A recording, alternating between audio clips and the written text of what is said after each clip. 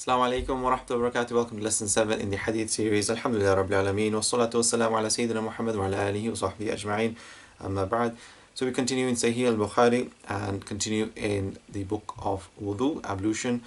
And we come to the next hadith. Babun al-wudu min al-nawm wa man lam yara min na'asati wa na'asatain aw al-khafqa wudu'an. So this is the chapter where one sleeps, then when they wake up, do they need to perform wudu? So there are opinions. One end of the spectrum is that sleeping does not break wudu, and the other spectrum is that you sleep, you break your wudu. The Shafi school is that person who sleeps in any other position apart from if you sleep in that cross-legged position, that's a secure position, the buttocks are close together, sleeping in that position does not break your wudu. But in any other position, lying down and so on and so forth, breaks wudu. So this is that opinions. There's many opinions on that. So this is a hadith on that. And بإسنادنا متصل عن مشايخنا جزاهم الله خير للإمام البخاري في صحيحه قال حدثنا عبد الله بن يوسف قال أخبرنا مالك عن هشام عن أبيه عن عائشة رضي الله عنها أن رسول الله صلى الله عليه وسلم قال. So the Prophet صلى الله عليه وسلم says, إذا نعس أحدكم وهو يصلي فليرقد حتى يذهب عنه النوم فإن أحدكم إذا صلى وهو ناعس لا يدرى لعله يستغفر فيصب نفسه.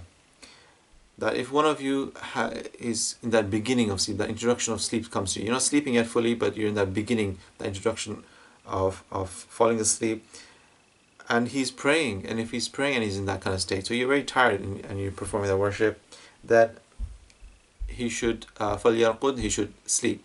Yeah, Allah subhanahu wa ta'ala loves a strong believer, and that person who is sleeping, half awake, half asleep, and is trying to do more and more ibadat, your body has a haqq, so you should give that haqq. And Allah loves strong believers, so sleep, as the Prophet is instructing, فَلْيَرْقُدْ حَتَّى يَذْهَبَ عَنْهُ النَّوْمِ. So sleep, rest until that sleep goes away, and then you're fresh again. فَإِنَّ أَحَدَكُمْ إِذَا صَلَّى وَهُوَ نَائِسٌ. So if one of you does pray and he is sleepy, is in that state, in that beginning of sleep, لَا يَدْرَى لَعَلَّهُ يَسْتَغْفِرَ فَيَصُبَّ نَفْسَهُ. So we do not know that you may be cursing yourself, you may be making a dua against yourself, or are you asking for forgiveness? One does not know. You may be reciting verses totally incorrect, and this is not just regarding tajweed, this is also about meaning. إِنَّ الْأَبْرَارَ لَفِي نَعِيمٍ is the verse in the Quran, that indeed the people of the pious and the righteous are in na'im, in reward from Allah subhanahu wa ta'ala. He could read in al-abrara lafi jahim, he could read the opposite and say they are in jahim, in jahannam. And likewise, wa innal fujjara lafi na'im, he could say that the sinners, they are the ones who are in reward. So you can say completely change the meanings. So one does not know what one says when they're tired.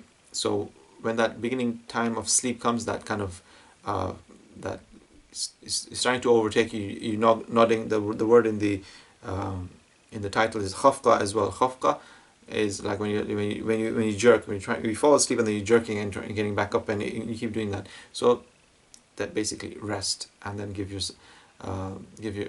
yourself some a rest, and then you can come back stronger. Next hadith. Bab al-wudu min ghayri hadith. So this is now that one person has wudu the whole time, and so do you need to perform a wudu for every salah? And as it comes, one who be قال حدثنا محمد بن يوسف قال حدثنا سفيان عن عمرو بن عامر قال سمعت أنسا وحدثنا مسدد قال حدثنا يحيى عن سفيان قال حدثني عمرو بن عامر عن أنس قال كان النبي صلى الله عليه وسلم. So the Prophet صلى الله عليه وسلم, he would يتوضع عند كل صلاة, he would perform wudu for every salah. So even though the Prophet صلى الله عليه وسلم would always be in a purified state, but one who is in a state of purification, he has wudu to perform a new wudu, a tajdeed wudu, to renew the wudu is a great thing. You get rewards from that. So to do that for every salah is great. It's not something that's required. As the ayah comes, إِذَا قُمْتُمْ إِلَى الصَّلَاةِ فَاغْسِلُوا, the famous ayah for wudu, that when you get up to pray salah, فَاغْسِلُوا, to then wash. Now this is your hands, face, wipe your hair and feet. It's not for every salah. إِذَا كُنْتُمْ لِلصَّلَاةِ وَأَنْتُمْ مُحْدِثِينَ, and you are in a state that you are in a state of minor ritual impurity, you do not have wudu, then فَاغْسِلُوا. So that's the kind of omitted kind of we can put there. That when you are in a when you're getting up for prayer, it's not when you're getting up for prayer do wudu. No, it's when you get up for wash your face. When you get up for prayer and you are not in a state of wudu, then perform wudu. That is how we take the ayah. So the Prophet ﷺ, he would perform in one wudu he would pray 5 times. So to do a whole 5 days daily prayer with one wudu, that's allowed. You can even do more, but if a person has stayed awake till Fajr the whole day and he's not lost wudu, to stay awake till Dhuhr, that would be something more different, because you're doing more than 24 hours. It's more different. However, to restrict it to 5 with one wudu, that is advised, but what's recommended would be to do for every salah to do a new renewed wudu. كيف كنتم تصنعون. So then he would ask them. So then the Sahabas, they would be asked, so how did you do? So how did you do? The Prophet ﷺ, he did for one for everyone. They said, قال يجزي أحدنا الوضوء ما لم يحدث.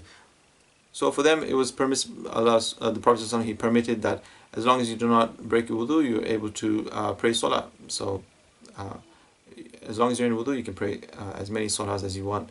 But with the recommendations and was advised, let's try and stick to that. So moving on from here to another chapter, Bab Tark Nabi Sallallahu Alaihi Wasallam al-Arabiyya hatta faraga min bawlihi fil masjid. So this is Al-Aqra bin Habis, that Sahabi, he's a leader of his people from Banu Tamim. He came and he urinated in the mosque of the Prophet ﷺ, in the masjid of the Prophet ﷺ. وعنه بقال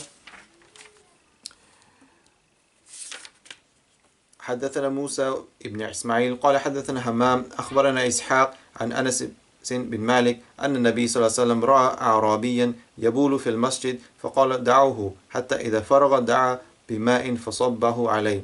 So this is the hadith that Aqra bin Habis, he knew the etiquettes of the desert, not of city life. So he would just urinate in the masjid of the Prophet ﷺ.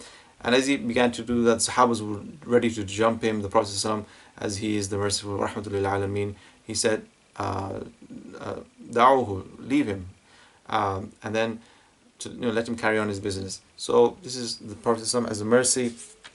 And then when it finished, to pour water. So this is pouring water over that area. This is giving us indication of how to clean the floor, how to purify the floor. If najasa, if impurity has befallen it, that is to pour water over it simply, and then let it dry in the sun if it is somewhere outside. In terms of, then the other is true as well. So if impurity befalls something, it makes it impure, and likewise if something is impure, you pour water over it, it makes it pure.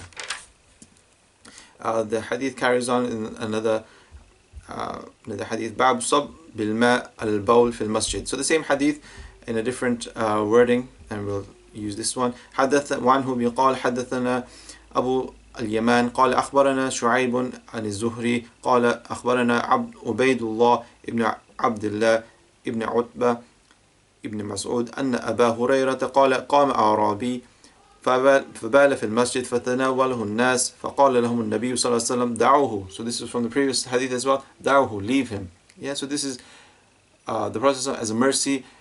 That person began, and to then hold him back and tell him to stop back, hold his, that what's flowing out is going to be harmful to the person. So this is the Prophet as a mercy. He's one of the Ahkamul Hakimin. He's the most he's the most wisest of creation. All prophets as well, they have fatana, they have that clever intelligence. So this is the Prophet showing that. As well, if you startle him, suddenly he's going to do it everywhere. Now that he's doing it just one place, it's much easier to clean with water, as we've seen. وَحَرِيقُ عَلَى بَوْلِهِ, and to pour water over what he has done. سجلا من ماء أو ذنوبا. So a jug of water over it.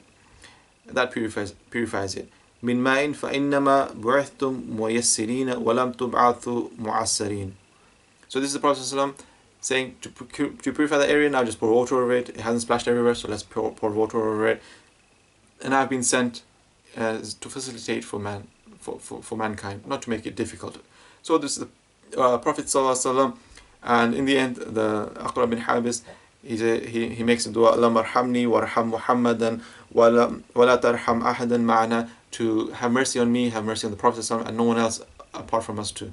So this was him just restricting the bounties of Allah. Is like, Allah is wasi', He's most spacious, and His bounties and favors are endless, and rewards are endless. So always make our du'as plural, include everyone in it. So the Prophet said, لَقَدْ دَجَّرْتَ وَاسِعًا. You've kind of restricted, you kind of restricted your du'as, and Allah subhanahu wa ta'ala is wasi', and He's most spacious, and He can give to everyone and all. So, wa sallallahu Sayyidina Muhammad wa ala alihi wa sahbihi wa barak wa sallam.